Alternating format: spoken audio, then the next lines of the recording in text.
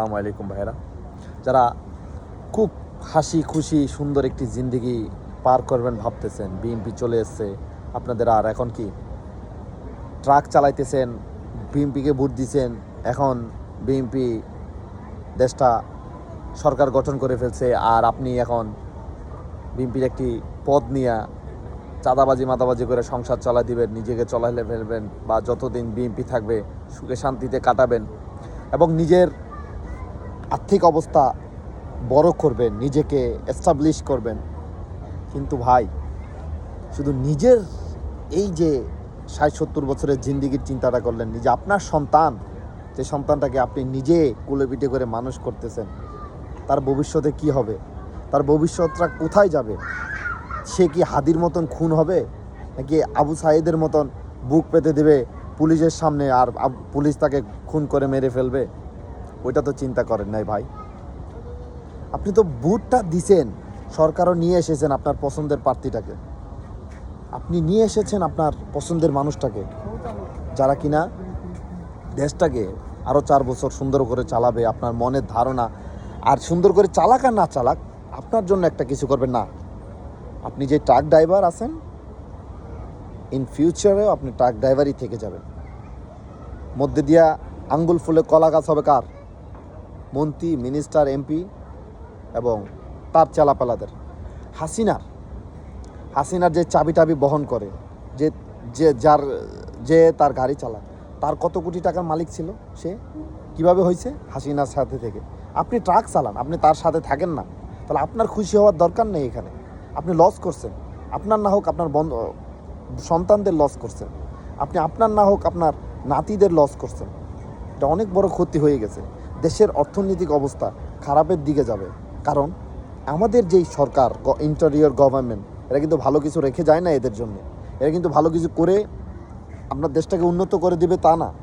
এরা কি করবে? এখান থেকে দাঁড় করে করে করে করে আপনার আমার পকেট থেকে চাঁদাবাজি করে মির্জা আব্বাস, চাঁদা আব্বাসের মতন কি করবে? আপনাদের আমাদের দেশটাকে আরও তলানিতে ফেলে দিয়ে যাবে। এটা আপনি লিখে রাখেন ভাই। আমি ছোট মুখে বলতেছি, ছোট মানুষ বলতেছি, হয়তো আমি রাজনীতিতে এতবার চলি নাই, বাট আমার দাদা, চাচা, বাবারা যেটা আমাদেরকে বলে গেছেন, এই গভর্নমেন্ট, এই সরকার, এই ইন্টারন্যাশনাল জাউরা যেটা আইসে, সে কখনো দেশের ভালো কিছু করতে পারবে না। আর সে ঠিকভাবে সেজদাই দিতে পারে না, রুকু দিতে পারে না, নামাজ পড়তে পারে না, সূরা ফাতিহা তার ঠিক নাই, আর তার চেলাপেলা একটারও ঠিক নাই। সে ইসলামের কি লাভটা করে দিবে, আর আপনার আমার কি লাভটা করে দেবে? সে আইসে 17 বছর লন্ডনে যেই মা ইনকাম করে রেখে গেছিল, ওগুলো খাওয়া শেষ, এখন এখান থেকে বাংলাদেশ থেকে কিছু নিয়ে যাবে, সেটাই তার ধারণা। এই যে এত বড় বড় অট্টালিকা বানিয়ে আপনাকে উন্নত করে দেবে, না, সম্ভব না, একবারেই সম্ভব না। আপনার সন্তান লস করেছেন, তার এডুকেশন লেভেল লস করেছেন, তার পড়ালেখা তলানিতে যাবে। আমি আপনাদেরকে ভিডিওতে বলেছিলাম, সে বিভিন্ন কলেজে, ইউনিভার্সিটিতে গিয়ে বাবা খানা, গাঁজা খানা, এটা সেটাতে শিখবে। আপনি লিখে রাখেন ভাই, লিখে রাখেন। নিজের লাভ করলেও কিন্তু সন্তানের ক্ষতিটা করে দিয়ে গেছেন আপনারা।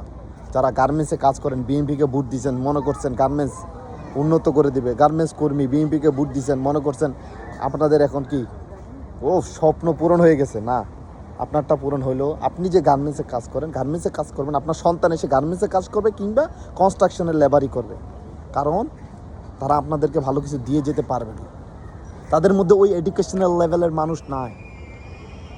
লিখে রাখেন, একটা মন্ত্রী ভালোভাবে ইংলিশ বলতে পারে না, সে ইন্টারন্যাশনাল লেভেলে কিংবা বিভিন্ন দেশে গিয়ে সে কীভাবে কথা বলবে তার দেশের জন্য, একটা নাই বিএনপিতে। আর মরা ধরা কিছু বুড়া টুরা শয়তান আইনা বসাইছে, বজলুর মতন মুক্তিযোদ্ধার দোহাই দিয়ে দিয়ে দিয়ে দিয়ে দিয়ে দিয়ে একটার পর একটা ফেসিবাদী তাদের কাজ শুরু হবে। আর তাদের চেলাপেলাদেরকে লীলাই দিবেন, নয় টেম্পো স্ট্যান্ড তোর, বাস স্টেশন ওইটা তোর, তারপরে এই ট্রলার স্টেশন কিংবা লঞ্চ স্টেশন এটা তোর, এগুলো সব তোরা খা। আমাকে ভাগ বটোয়া দিস, ওই ভাগ করলো একবার আগে দেখলেন না ভিডিওতে, এরা ভাগ করে করে এরা খাবে, আর আপনি আর আমি সারাটা জীবন কষ্ট করে যাব। আহা আহা, কি বোকা জাতি আমরা। আর প্রবাসে যেই শয়তানগুলো বিএনপিকে সাপোর্ট করে আজ এই দেশটাকে তলানির দিকে ফেলেছে, এরাও সারাটা জীবন প্রবাসী করে যাবে, কিছু করতে পারবে না। ক্ষতিটা অনেক বড় হয়ে গেছে ভাই, লিখে রাখেন ভাই। আমরা আরও 50 বছরের পিছনে পড়ে গেছি।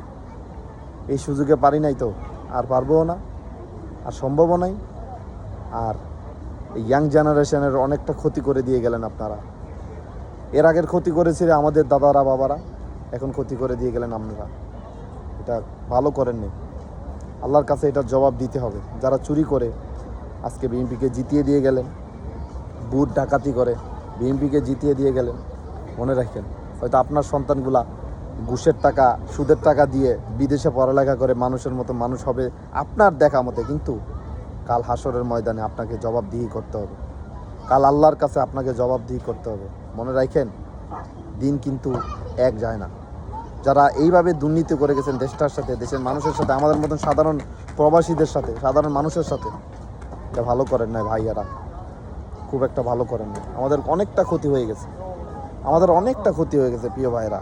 যারা এখনও বুঝতেছেন না, ভবিষ্যতে আপনারা ঠিকই বুঝতে পারবেন আমাদের কত বড় ক্ষতি হয়ে গেছে। আবু সাঈদের মতন আপনার সন্তানটাও হয়তো মারা যেতে পারে এই গুলি খেয়ে। হাদির মতন আপনার সন্তানটাও হতে পারে এই গুন্ডাদের হাতে মারা যেতে পারে।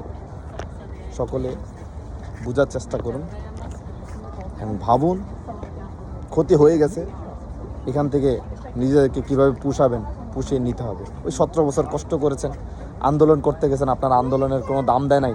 মেডিকেলে গেছেন, আপনার চিকিৎসা করবে, আপনার জন্য সিট নাই। সিট কারা? ওরাই দখল করে ফেলছে। এয়ারলাইন্সে বিভিন্ন জায়গায় দাম, সিট টিকিটের দাম কম, আপনার এখানে দাম বেশি। এটাই হবে, এটাই দিতে হবে, এটাই করতে হবে আমাদের। ভোগান্তির শেষ নাই ভাইরা, ভোগান্তির শেষ নাই। শুরু এখন আবার নতুন করে নতুন স্বৈরাচার আমরা জন্মগ্রহণ করে দিয়ে গেলাম।